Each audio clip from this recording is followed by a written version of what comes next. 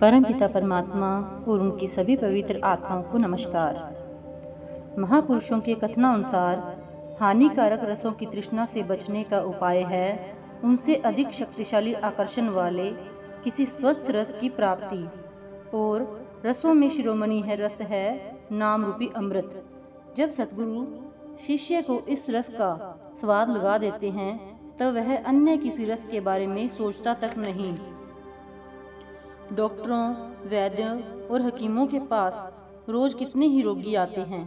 किसी को कोई रोग, किसी को कोई कष्ट, और पूछताछ के बाद उनमें से प्रत्येक को उसके रोग की दवाई मिल जाती है। ऑफिसों में हजारों बेरोजगार काम की तलाश में पहुंचते हैं और वहां जिसकी जैसी योग्यता होती है उसे वैसे स्थान पर नियुक्त कर दिया जाता है। दानी पुरुषों का जरूरतमंदों से संबंध हो जाता है।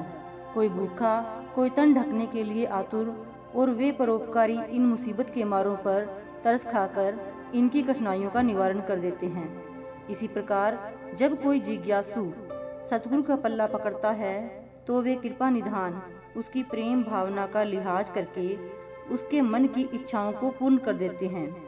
सतगुरु वैद्यों में परम वैद्य होते हैं, शाहों में शहंशाह और दाताओं में परम दाता। वे सर्व समर्थ हैं और द्वार पर आने वालों के गुण अवगुण नहीं देखते। जब शिष्य सूरत शब्द का अभ्यास करते हुए तारामंडल, सूर्यमंडल और चंद्रमंडल पार करके नूरी स्वरूप सतगुरु के चरण कमलों की शरण में पहुंचता है तो उसे अनंत सुख की प्राप्ति होती है। जब सूर्य उदय होता है, वायुमंडल में उड़ते धूल के अनेक बारीक कण उसकी रोशनी के तेज में कहीं दिखाई नहीं देते। इसी प्रकार गुरु के चरणों के कमल दल में ऐसा दिव्य प्रकाश होता है कि अगर लाख सूर्य एक ही समय इकट्ठे उदय हो जाएं, तो भी वे इस प्रकाश में साधारण धूली की भांति कहीं खो जाएं, कहीं दिखाई ना दें। एक बार शिष्य पूरे मन से गुरु की शरण में आ जाए तो फिर वह उसे किसी भी परिस्थिति में यमदूतों के सुपुर्द नहीं करता। गुरु अपने शिष्यों का सच्चा माता पिता होता है। माता पिता अपने कसूरवार बच्चे को स्वयं डांट लेते हैं, पीट भी लेते हैं, पर उसे जेल में बंद नहीं करवाते। यदि कोई प्राणी आकाश से गिरते समय हवा से लिपट कर बचना चाहे तो उसका प्रयत्न कभी सफल नहीं होता, और आग में जलता हुआ जीव यदि धुएं की चादर लपेट ले तो उसका आग की लपटों से बचाव नहीं होगा। अथाह समुद्र की गहराइयों में डूबते समय झाग के सहारे तैर कर पार हो जाने की आशा रखना व्यर्थ है। इसी प्रकार देवी देवताओं की सेवा व पूजा पर निर्भर रहकर जन्म मरण से मुक्ति पाना संभव नहीं। गुरु की शरण में आए बिना इनसे मोक्ष प्राप्त नहीं होता।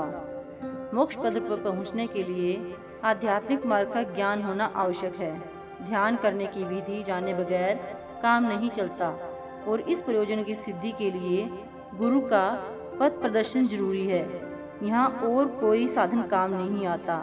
यदि कोई नेत्रहीन अपने जैसे ही किसी अन्य अंधे से पूछे कि नरगिस और नींबू के फलों की शक्ल और रंगों में क्या अंतर होता है, तो वह क्या उत्तर देगा? इसी प्रकार एक बहरे को दूसरे बहरे से भिन्न भिन्न रागों और साजों की विशेषता के बारे में क्या जानकारी मिलेगी? या एक गूंगा बोल पाने में असमर्थ होने के कारण किसी बात पर कैसे प्रकाश डालेगा? अंतर का अंधकार तो केवल गुरु के हटाने से ही हटता है। जब गुरु शिष्य को अपनी शरण में ले लेता है, उसे अपना बना लेता है, तो शिष्य मानो एक निर्धन व्यक्ति से परम धनवान बन जाता है।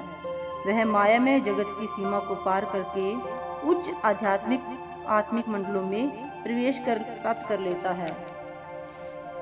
जब कभी कोई पालतू कुत्ता कहीं जा रहे अपने मालिक के साथ चल दे तो वह मालिक की तरह सीधे रास्ते पर नहीं चलता।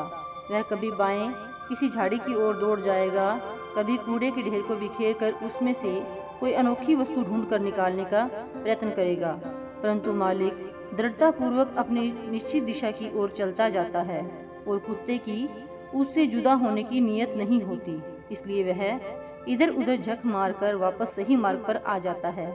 इसके विपरीत मनुष्य का मन आशा तृष्णा द्वारा प्रेरित गतिविधियों में मग्न होकर भटकता तो कुत्ते की तरह ही है, बल्कि उससे भी कई गुना अधिक पर मन के साथ जुड़ी हुई आत्मा कुत्ते की तरह मन के अधीन है, बल्कि उसके साथ बंधी हुई है।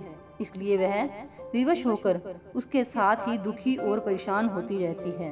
इस प्रकार मनुष्य का जीवन उलझनों में ही गुजर जाता है।